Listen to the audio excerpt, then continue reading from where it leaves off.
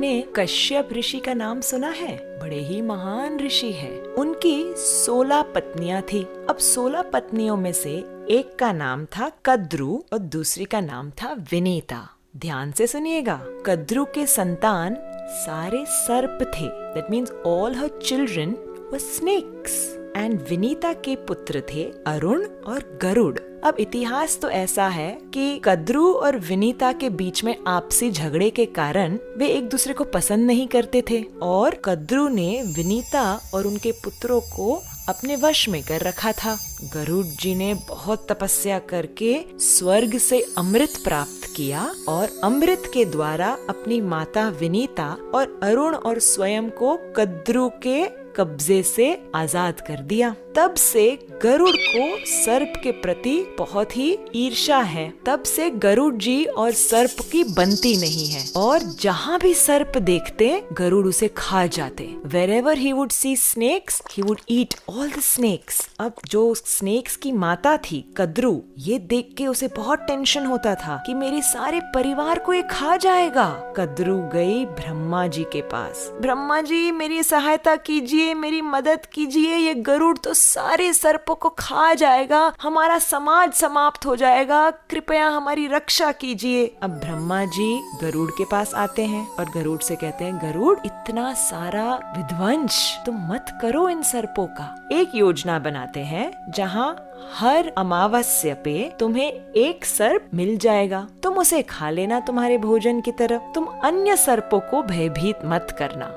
गरुड़ जी मान गए और इस योजना के अनुसार हर अमावस्या पे एक एक सर्प के परिवार से एक सर्प गरुड़ जी के पास पहुंच जाता था। अब ऐसे करते करते कालिया नाग के परिवार का टर्न आ गया। He had to send one snake to Garuda जी। कालिया ने कहा, मैं नहीं भेजूंगा, मेरे परिवार से कोई सर्प नहीं जाएगा। और गरुड़ जी यहाँ वेट कर रहे हैं। देखा तो ये सर्प तो आया ही नहीं और गरुड़ जी जा झपटे कालिया के ऊपर। घमासान युद्ध हुआ। स्वर्ग से लेके कालिया भाग रहा है और गरुड़ जी उसके पीछे, उसे नोचने के लिए, उसे परेशान करने के लिए उसके पीछे पीछे जा रहे हैं। कालिया गए ब्रह्मा जी के पास, त्राही माम मुझे बचाओ, गरुड़ आ रहा है। ब्रह्मा जी ने कहा, देखो तुमने तुम्हारा वचन नहीं निभाया, तुम्हारा टर्न था ना स्नेक भेजने का, तुमने क्यों नहीं भेजा? अब मैं तुम्हारी कोई मदद नहीं कर सकता। कालिया यहाँ जाए वहाँ जाए, बचाओ, कोई नहीं बचा पा रहा था और गरुड़ जी तेज गति से उसके पीछे आ रहे थे। कालिया तब अंत में जाते हैं अनंत शेष के पास, जो कि बलराम जी हैं। त्राही माम रो के मुझे बचाइए।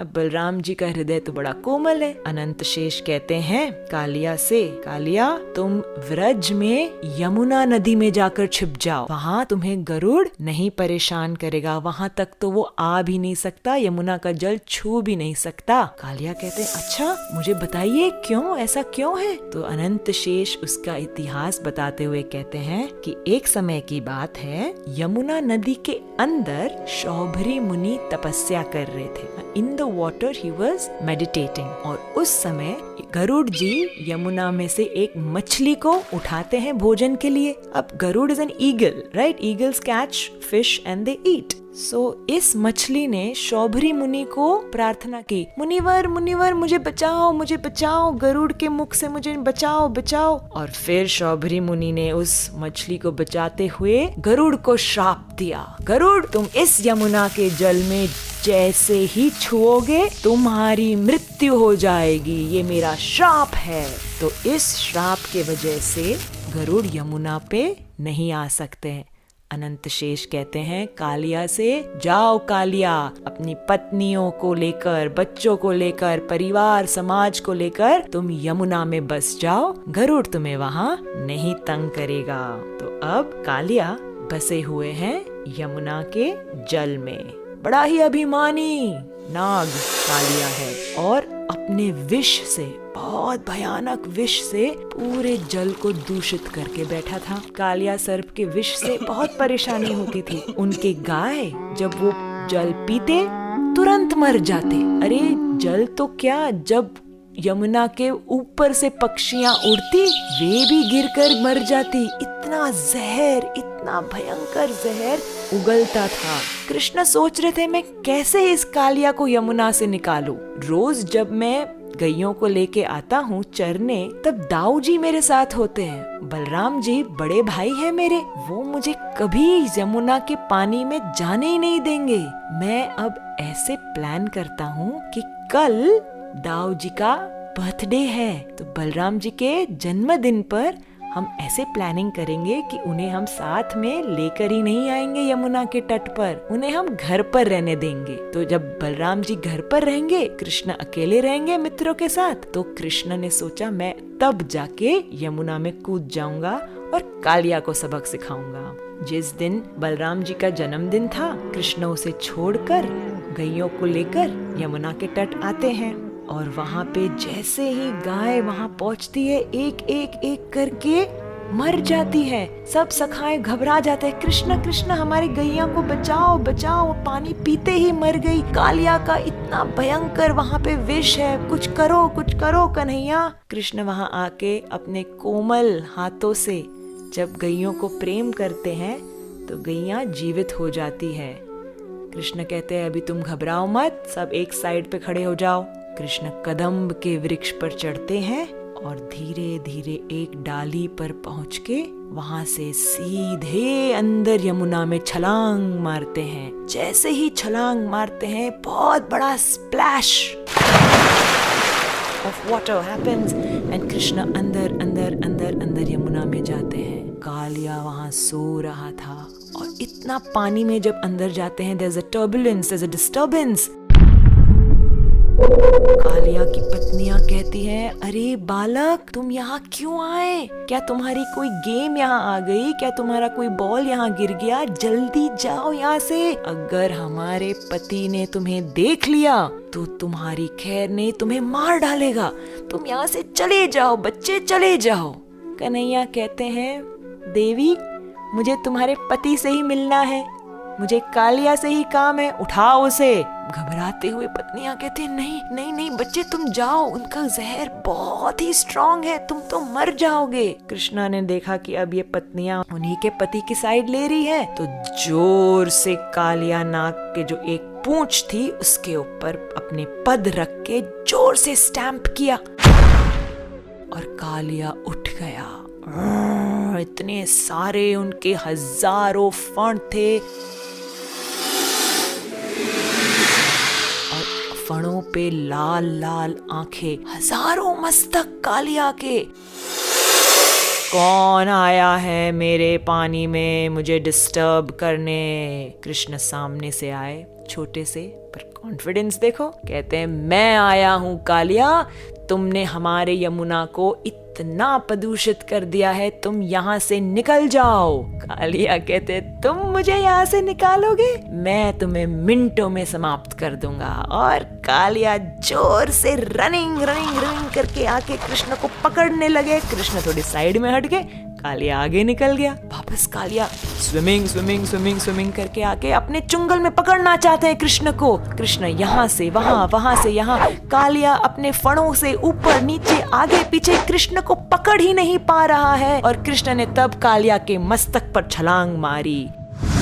जैसे ही छलांग मारी और एक कदम एक फण पर रखा, उसके मुख से सारा जहर निकल गया।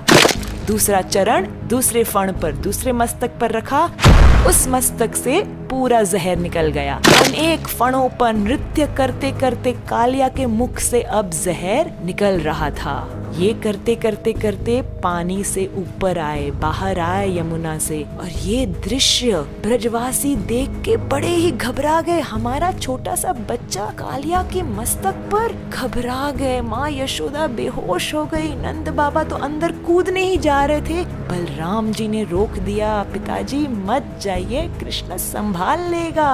कृष्ण नृत्य करने लगे, एक फण से दूसरे फण पर, तीसरे चौथे, 10, 20, 50, 100, हजारों पर इतना सुंदर नृत्य कर रहे हैं कृष्ण कन्हैया। और स्वर्गवासी उन्हें म्यूजिकल अकम्पनीमेंट दे रहे हैं। ये दृश्य अत्यंत सुंदर, पर ब्रजवासियों को तो बहुत टेंशन। हमारा बच्चा कृष्ण कन्हैया से कालिया के फणों से कैसे बचकर आएगा? कालिया के मस्तकों से अब सारा जहर उगल के बाहर निकल आया और वे अब विनम्रता से, विथ ह्यूमिलिटी, कहते हैं कृष्ण को कि मुझे आप क्षमा कर दीजिए, मैंने आपके यमुना को बहुत ही पॉइजनस बना दिया था, आप मुझे क्षमा कर दीजिए।